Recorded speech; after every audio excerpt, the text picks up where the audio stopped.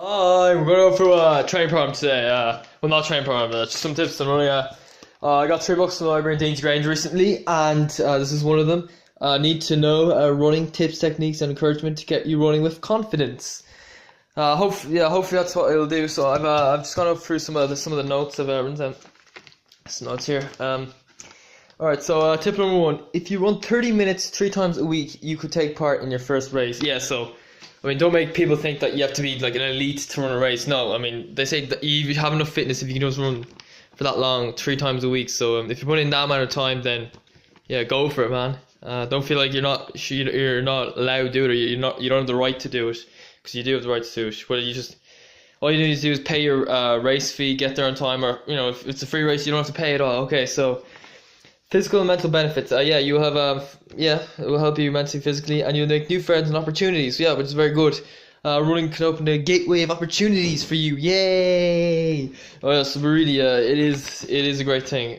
Try to make running fun like kids. Yeah, so whatever you feel is right. Whether you wanna go with friends, use these apps that make there's these apps you get on your phone to make running a little bit more fun, like the zombie apocalypse and stuff.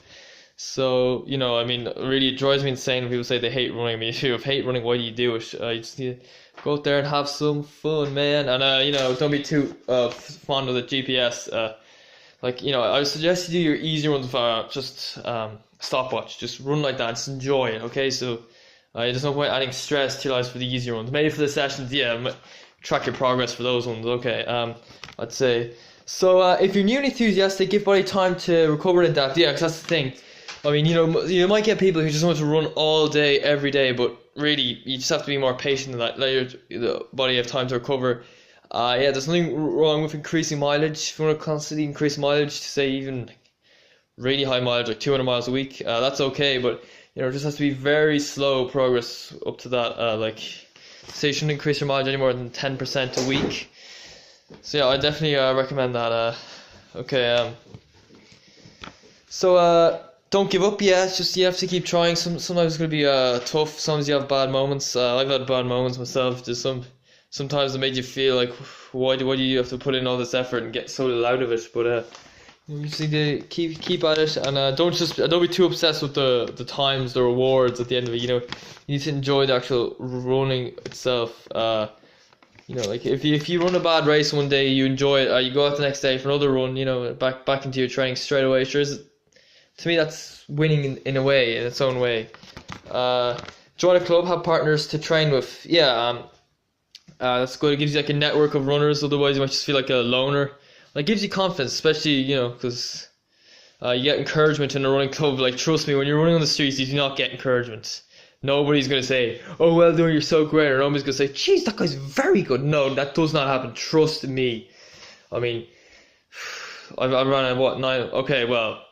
For guys on my standard, it never happens. For guys lower than my standard, it never happens. I mean, maybe for like 13-minute 5K standard, maybe they might say, "Oh, that guy's very good," but that's not my standard. Like say, I don't know, 15:35K, 9:06 3K. It's just not gonna happen. Trust me. Make time. You might feel like you have no time. You just have to make time. Cancel some things if you need to. I find like you're always going to have time for what's important. If what's important for you is going up to have a McDonald's, you're going to do it. If you're a heavy smoker, you're going to find time to smoke. If it means you take excessive breaks from work and your manager's just going to give out to you, still, if you really want to do it, you're going to do it. Train close to home. Okay, if you're starting out, that's a good idea. Is train close to home mostly.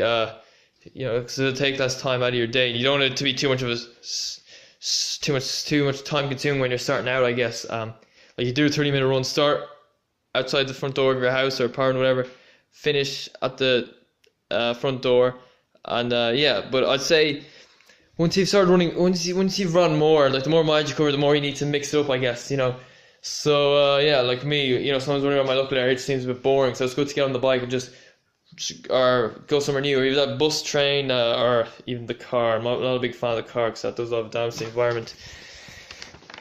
Start of runner's career is dangerous. Try different sports on days not scheduled to run. Yeah, so you might be bored. My coach might say, all right, 4 times a week, leave it every day, no running. So you have 3 days of the week you can't run. So you might try to do something else, whether it be swimming, cycling, preferably nothing where you're running around too much. Okay, well, obviously, or walk even. Just you don't want to put too much stress on the body. I mean, even sports like football and rugby or Gaelic, whatever, those sports you run, of course, and they're contact sports as well. I mean, unless you're just going to be standing on the sidelines like I was when I played football back in the day. Then it's just you're going to be doing a lot of running. Okay. Listen. Oh no, I already said that. Shoes. Okay, there's 3 types of foot. 3. I'm not sure which type of foot I have. What's that? I think there's a bit of an arch in there. Anyway, so flat foot, no arch. Foot rolls inward after hitting the ground. Inward. I don't know how that works exactly. Right. High arch foot, narrow band connecting front and the heels, knees cushion shoe. Neutral foot, this is like the most common foot. 85% of runners have this type of foot. Flare but heel and forefoot firmly connect. Stability shoe with mix of cushioning and stabilizing features. That's what you need. So to be honest, if you really want good feet, I'd suggest doing some barefoot. I mean, around the house, walk barefoot. Try to get a small bit of running barefoot. Just gradually build up. Or if you even build up to running all your mileage in your bare feet, then great. But I've tried barefoot last few months, and I think it really has helped my feet, because I've had a lot of feet problems in the past, and it just makes it so much better. Like, it flexes your feet, so I think that can improve. It's more natural. I mean, we're not designed to be running wearing a pair of shoes. It's not natural. I mean, you don't see other animals doing it. You don't see dogs running in their shoes, do they? No. They're barefoot all the way, and they're fast. So best to shop at specialist running retailer. Yeah, there's some of those around. They're very very good. They look at your running style and everything. Shop in afternoon. Foot expand to larger size. Progress should take 20-30 minutes. Yeah, so it'll take time. If you really want to get the best shoes, not go barefoot. Only use running shoes for running. Yeah, so if you're doing tennis, golf, something else, you need different runners. Jesus, I mean, if you do loads of different sports, it costs you a fortune at the end of the day. When we're human beings, it's meant to be so much simpler. I mean, they just run around in their bare feet. It's not simpler back in those days. Or if they go swimming, they didn't need to wear hats or anything. They just went to the sea or river, lake, whatever, and just swam, I guess, back in the day. So, yeah, I think that's sad the way it's not like that anymore. So, if wet, put newspaper inside. Oh, yeah, so newspapers inside the foot, that would help. That's something I didn't know about until today. So, we all learned something. So, expect shoes to last 300 to 500 miles. Yeah, but, so if you're doing, say, 30 miles a week, 10 weeks, get new shoes. I'm not like that. My shoes are falling apart now.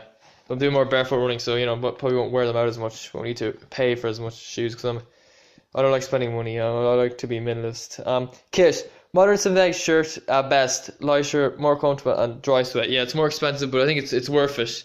Even if you only afford like 2 pairs, it really makes a difference.